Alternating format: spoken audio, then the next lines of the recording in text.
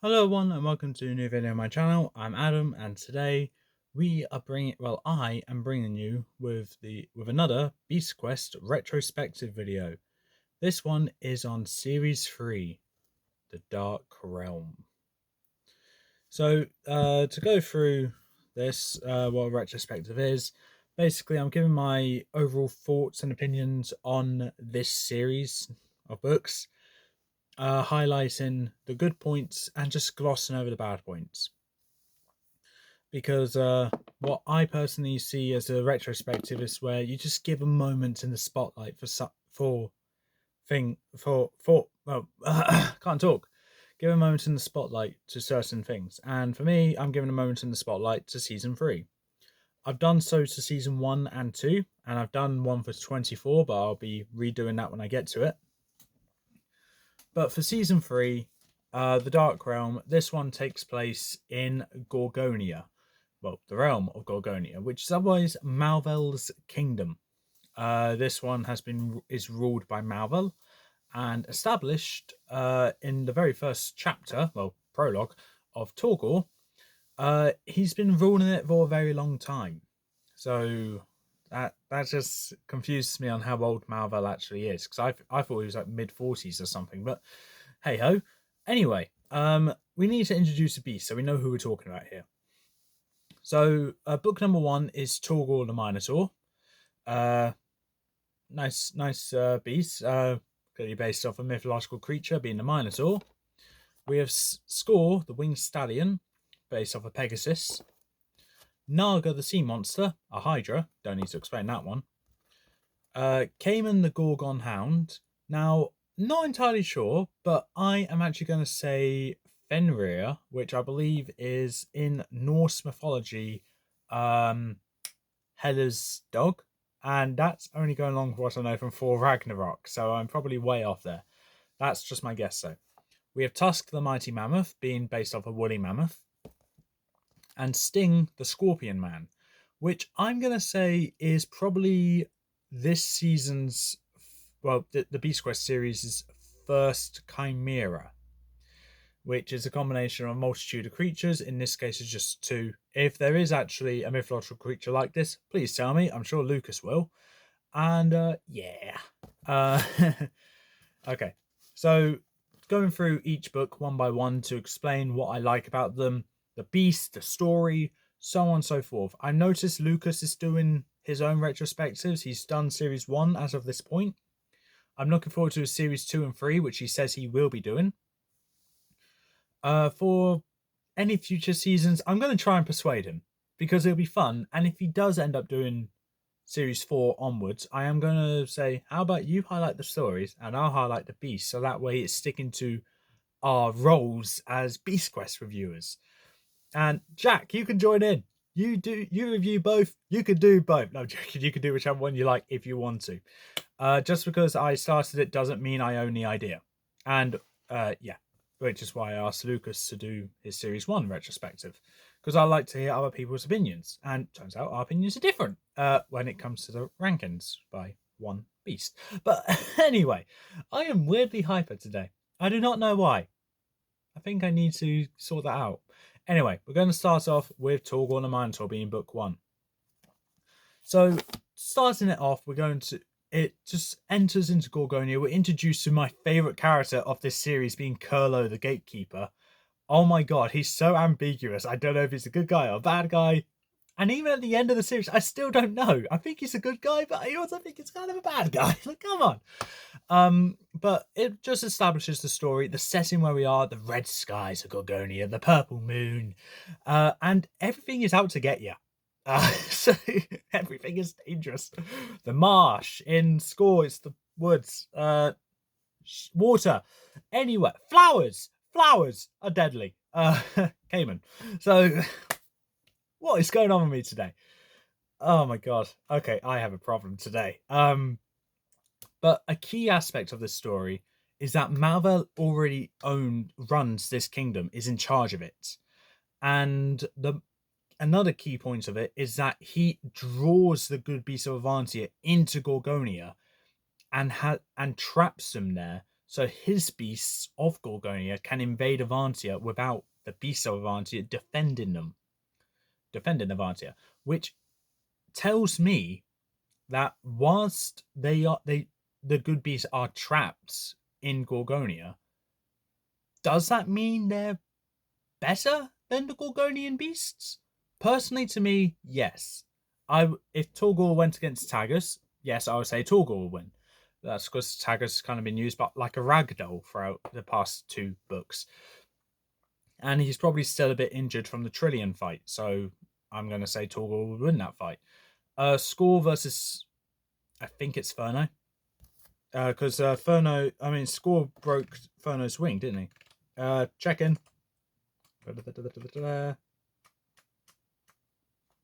Oh, it's Epos. Oh. Okay. All right. So, okay, I'm pretty confident because of something in this book. I'm pretty sure Score broke Epos's wing. Anyway, second to Torgor. The good beasts are dragged into Gorgonia, so the bad beasts can enter Avantia and rampage it without the defense of the good beasts, which does lead me to think, are the good beasts stronger? In some cases, yes. In some cases, no. But then again, compared to Battle of the Beasts, Furno is still alive, and I'm in my top 10. So,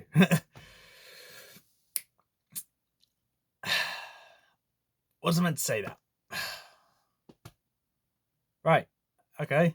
So this video was intended to be uploaded on the Tuesday the 19th, but because of what I just said, I'm not publicizing it until Wednesday, when that fight will be released. And even then, I'm thinking maybe Thursday. So because of my mess up with what I just said, thank you, Hyper Me, I can't release this video because of spoilers. Right. Anyway, so because of that mess up on my part, let's try and get through this without giving any more spoilers. But with Torgor, relatively standard beast, he has the belt, which is established as a key component of this series, as well as an axe, which is the third time that we see a beast with a weapon. First time being Tagus, second time being Sultra. I would argue that the axe is probably the best of all these weapons. And at the end of the axe is a weapon, no, not a weapon, is a jewel. And these jewels are also a key component of this series as a kind of collectible item like the golden armor was or the shield tokens were. So the jewels are here. For Torgor, it's a red jewel that allows Tom to communicate with beasts. Score is a green jewel which allows Tom to repair broken bones. Naga is a yellow jewel which allows him better memory of previous events. Cayman's a white jewel which allows your shadow to move, but the consequence that you can't move. Tusk is an amber jewel which increases sword fighting capabilities, I think. And Sting's tool is purple, and that one allows you to create portals, I think. I know it's been used once more after this book. No idea which book, but I know it was done where it created a portal back to Avantia. So, yeah, all right set of jewels. I'd argue 3 are probably useful. Well, 2 are probably useful. 1 is useful but at a cost, and the other 3 are used very rarely because they're either one-upped by another item or not the most useful when you have a wizard helping you. So, but yeah, with Torgor the Minotaur, I would say relatively standard beast. Good beast, don't get me wrong. Great design. Well, all right design for a Minotaur, but looks intimidating. For a beast that looks that simple, that can also look intimidating, that is what I like. The horns is the weakness, which, okay, wasn't expected, but then again, you have a beast that's actually made of muscle. What do you need a weakness, and that is his horns, which is a bit of a Achilles heel of sorts. So where, like, hey, it's kind of obvious. Like, okay. But other than that, Torgor, I would say, is a good starter book. Compared to Furno and Zephyr, beast-wise, better than Zephyr. Story-wise, worse than Zephyr. Both of them worse Inferno. But that's just my opinion now. I'd love to know what Lucas's opinion is on that, because he does have a bit of an attachment to Torgor with the whole it being a Minotaur / Ox kind of thing. He spawned in the year of the Ox, so we'll see what he has to say about that. Up next, we have Score the Winged Stallion. Now, this one is actually good. The beast Score's trapped is Epos the Flamebird. And what to say about that one is, well, he broke her wing. Okay, you are a monster. How dare you hurt a phoenix? I like phoenixes. How could you hurt a phoenix? Okay, oh my god, I'm so hyper today. What is wrong with me? But something which I like about this story is actually the beast's fight, because instead of going head to head with the beast with a sword, attacking it, like this horse has shown to be kind of violent, and I've even the teeth, which look normal for a horse, I swear, they seem intimidating. I don't know how powerful this is, but I think it's been established that it can break bones easily. Not to mention its thick head, not an insult, by the way. It can give concussions. Hooves, wings, like I've been overestimating these beasts, really. Underestimating, sorry. Like I see where the good points come in. However, point still stands with Score is that it is just a horse, and I mean, story is fine. Personally, I'd say Torgor's story is better. Beast-wise, I'll say Score might be better than Torgor, but I'm not sure. I do like in the fight, though, Tom uses a grass whistle to calm Score down, and don't remember how he was defeated afterwards, but that did lead to him being defeated. Okay, personally, all right. I'm not going to say it was bad. I'm not going to say it was good, but it was a good change of pace. Up next, we have Naga, the sea monster. We all know who he trapped, being Sepron. Love to know how. But yeah, what I need to say about Naga is that it's a good story. Was my favorite of this series, and then it changed to one beast that's later in the line, then another, then back to him, then to the first beast that it took over, and then the next one. It's a tough choice between. Oh yeah, I forgot I had dogs in this house. It's a tough choice between these three beasts, which one I like more. And whilst I'm relatively set on my mind now, Naga is still one of the better ones in my opinion. Despite previous times where I mention Jesus Christ. Despite previous times where I think about his body, what it could be. Hold on. Sorry about that. My dogs actually did need my attention. So I'm glad they actually shouted my attention rather than make a mess or something, which I would need to clean. But call my attention, so that's good. As I was saying about Naga, the imagery of his body does throw me off, because I just picture like a giant blob. And I'm not really fond about that, because I don't want beasts being like slow moving. So I only picture Naga being good when he's in the ocean and his body is submerged. Another weakness for Naga is an ability which was established in Battle of the Beasts, Naga versus Sepron. Haven't read it, don't know who wins, but there's ability where, when his head gets chopped off, he regrows more. However, this head doesn't like the other head and is going to attack them. Why make a Hydra when they're going to attack each other? What the hell? Who came up with that idea? Whoever came up with that idea, I hope you got fired. I'm joking. I'm joking. You guys did make a good series, so I would like to say that thank you for making Naga get another ability. Yes, it's a weakness, and I do appreciate that weakness being a flaw in the beast design, and has led to his death in Battle of the Beasts. Anyway, what was that? What was that? Okay, what I need to say about Naga is that what brings him up to me is the fight in the water, because it wasn't underwater like Sephiroth and Zephyr's were. No, it was above water. I like that because it's a boat where Tom didn't really have much to run on against a Hydra. Seriously, a Hydra. I love Hydras. Don't know if I have one tattooed on me though, because I can't find a good Hydra picture. But anyway, what is going on with me today? Okay, I'm gonna need to calm down right now. Calming down. All right, moving on to Cayman, the Gorgon Hound. Right, key aspect about Cayman. Cayman has trapped Nanook. How? I do not know, but good on you, Cayman. Nanook sucks. Positivity, right? Trapped in a field of flowers, which you find out is dangerous, and honestly kind of good creativity there. Would never have thought of that. Cayman is established to be one of the more violent beasts, with her agility and strength and durability.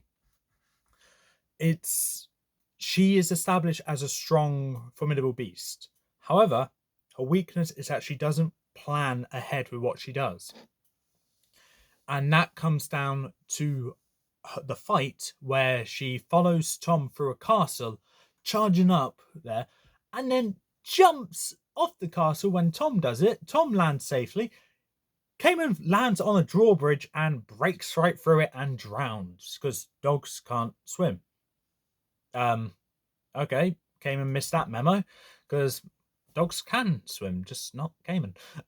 So Cayman's best ability goes without is easily the one where she could split into 3, which I think is a great ability, because really you're gonna, if you go into a fight, like you want the numbers advantage, right? And this is what Cayman has. She is free of herself. So good on Cayman. Who did she die to in the tournament? I don't know, but oh my god, I'm so hyper.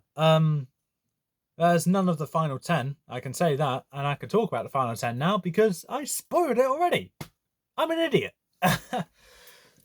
But any other positives to say about Cayman, to me, is actually the fact that Cayman injured Silver, severely injured Silver, to where Silver had to take a time out from the rest of the series and get taken back to Avantia by Nanook. So good on Nanook, you did earn a good point from me there. A good point. Moving on to Tusk the Mighty Mammoth. Now, what I need to say about this one is that this one has been overshadowed by a beast that was released 20 seasons later. And honestly, I'm completely fine with that. What I need to say about Tusk is that she's established to be a big stampeding brute, almost indestructible. And yeah, I can see that actually. Yeah, I bet you weren't expecting to hear that, were you? But if you've been on my channel long enough, you know I absolutely don't like Tusk at all. So I'm giving him a chance in the spotlight, okay? I'm giving Tusk a break. What I need to say about Tusk is that what I like the most about Tusk is, thank you to Jack for reminding me about this one, is that it took the power of teamwork between Tom, Alina, and the rebels of Gorgonia to take down this beast because of how overly powerful she is. Tusk has trapped Furno. So that just tells you how strong she is, or powerful, which I do not see. But I feel with the reputation of having teamwork of multiple people take you down, as well as trapping one of the strongest beasts from the original series, I think that deserves some recognition.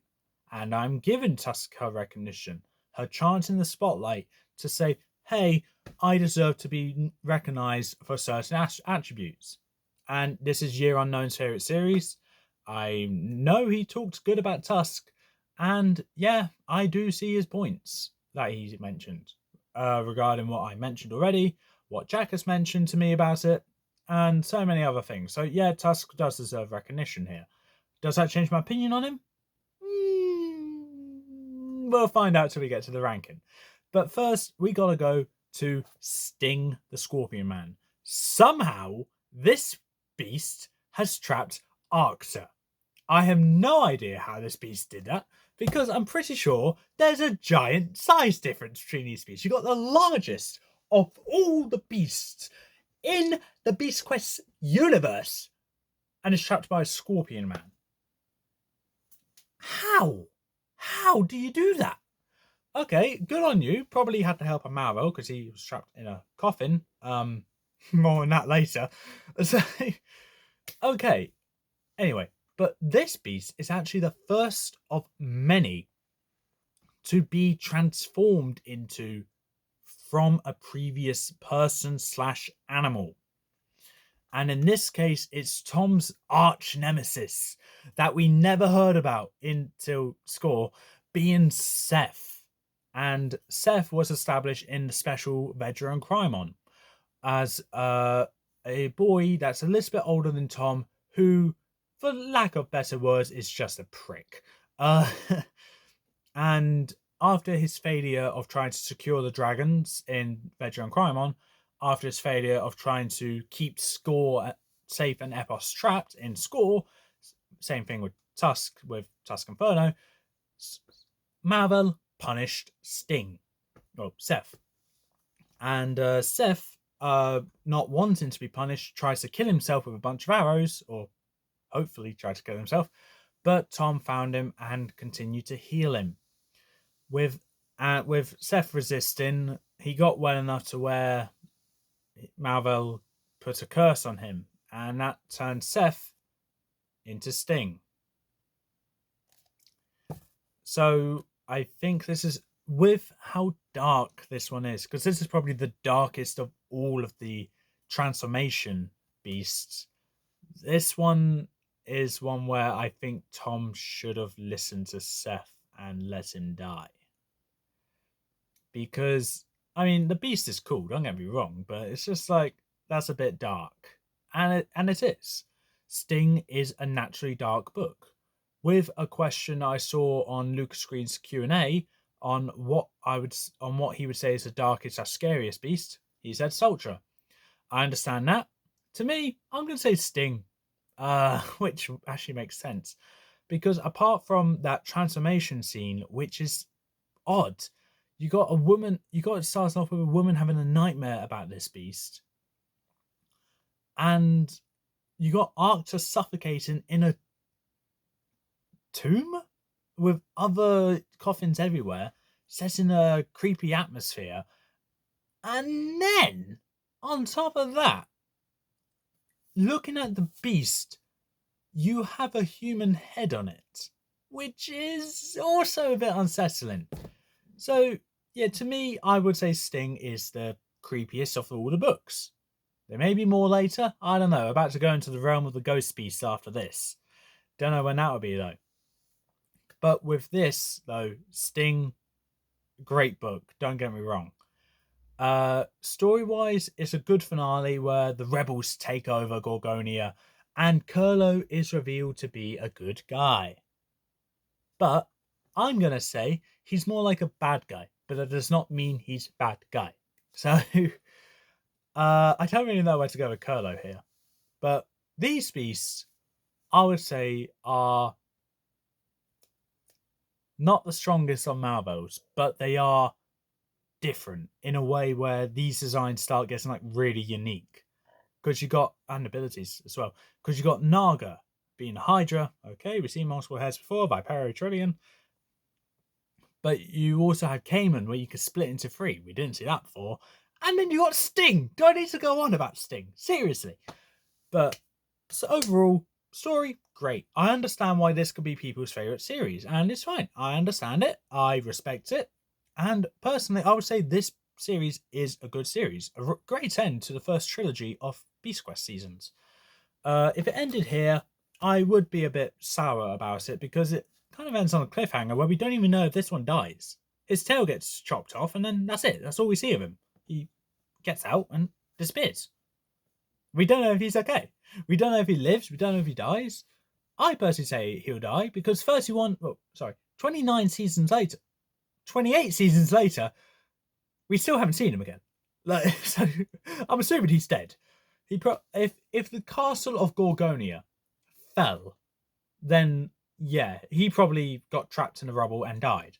Okay, fair enough. But because it was never established, we don't know if Sting's still alive. I doubt it though. But wrapping up this series, fantastic series, honestly, and I think probably the series that got me excited for what's to come next. A few things draw it back from being great, but compared to series 1 and 2, I don't believe it's better. But beast wise, it has its weak points, don't get me wrong. And being the beast guy, I do need to highlight these weak points. But yeah, being a beast guy, I do need to highlight these weak points. And that's what I shall do with the ranking. Going through each beast from my least favorite to favorite, explaining my problems with each beast and why they're where they are.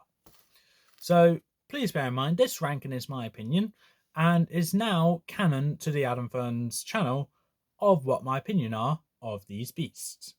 I do have highlights about each and every beast of Beast Quest, including Claw. This is not discrimination, but I'm pretty sure I did mention a good thing about Claw. If I didn't, good.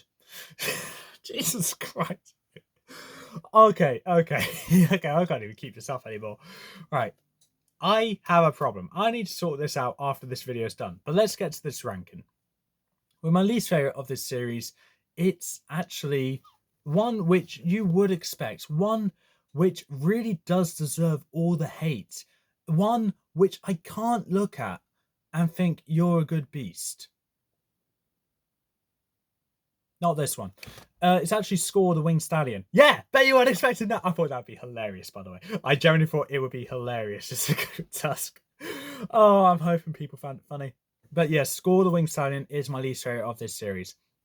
I do see a good point coming from Score being actually trapping Epos, one of the most powerful beasts of Avantia, but also with the fight. The fight was a good change of pace. However, I don't feel like it was executed as good as Sultra's change of pace fight.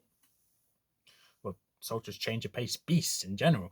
But for me, Score, weakest of the season, but I'm still going to say, I mean, it's the weakest of the season, but it's not the worst of the books I've covered in this retrospective. Because there's probably 3 more which are worse. Three books I already did a retrospective on, which are worse than this one. 2 of which are from series 1. But ultimately, I'll say Score is actually not that bad of a beast. However, there are things drawing him down. Up next, we have Torgor the Minotaur.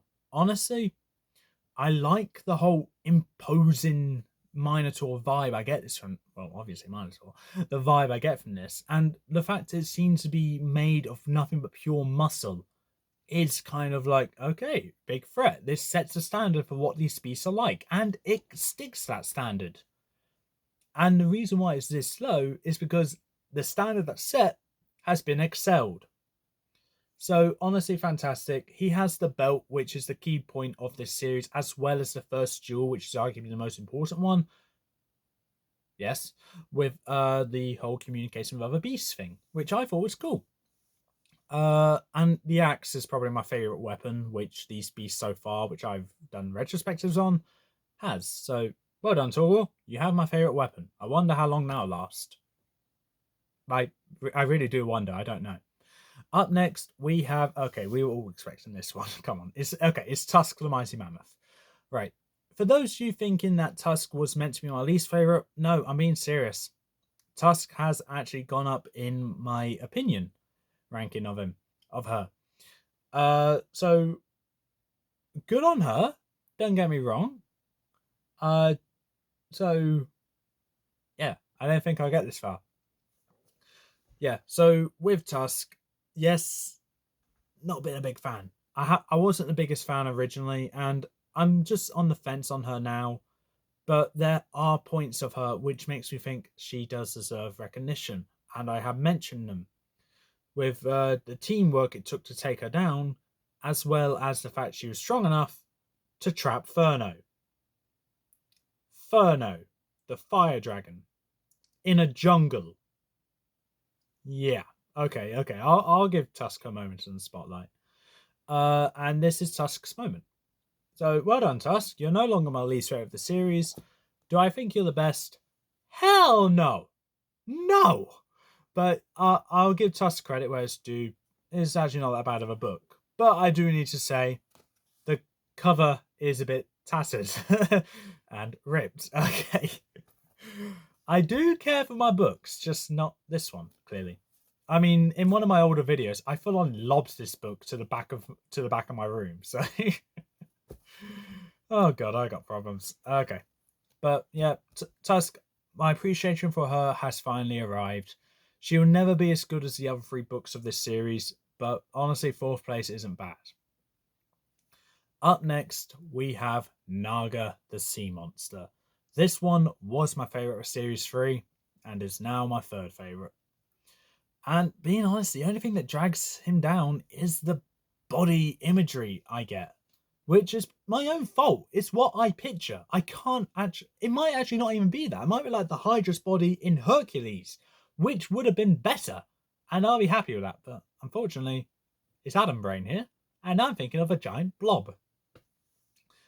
Creativity. Right, and I'm the guy that hosts the Battle of the Beast video, so we got a problem here if I can't think of a good body for Naga. And also that head weakness is also a glaring aspect. But other than that, Naga, I think, is just restricted for what he can do, which is why he's 3rd place. 2nd place is the most terrifying of all the beasts, Sting. Yeah, what? Okay, the reason why Sting is this high is because of how I described him being one of the creepier beasts. As for what drags him down, he does seem to be kind of frail. Yes, a good fighter, probably a poisonous tip at the end of his stinger. But I feel like if all of these beasts of Series 3 went into a battle against each other, Sting would lose quite quickly. I can't picture Sting being one of the stronger beasts of this series, because yes, scorpions are dangerous, but they're also kind of fragile. So, I mean, exoskeleton, that's good. But if you get pinned down by this one and then ripped apart, that's not going to help you. Cayman is my favourite of this series. And this mainly comes down to my bias for dogs, and also her abilities being actually kind of impressive. With a thick enough hide to withstand the flowers, which are deadly, with good agility and the split into 3, as well as having one of my favourite jewels, which are of this series, on the back of her neck. Not my favourite, one of my favourite. I need to establish that part. I just think that Cayman, in my opinion, is probably my favourite of this series, and is. Any negatives about Cayman? If she was a cunning beast, it wouldn't be as close. But other than that, that is the Series 3 retrospective video. I'm fully aware how hyperactive I was in this video. Am I going to apologize for it? No, because honestly, sometimes when I'm just hyperactive, it's hilarious, and to me, it was. I've had a fun time recording this video. If there's any points that you think I missed when it came to this retrospective, please leave in the comments below what you think I missed. But this is my longest retrospective video by over 10 minutes. So with that being said, I got the longest one on playing on my TV in the background. But with that being said, that's all for this time. If you like what you saw, leave a like, leave a comment, don't forget to subscribe, press the notification bell down in the corner below. And with that being said, I'll see you for the next retrospective. But first, I gotta think of a video to upload on the Tuesday, the 19th. Because it can't be this one, because I said a spoiler. So with that, peace out.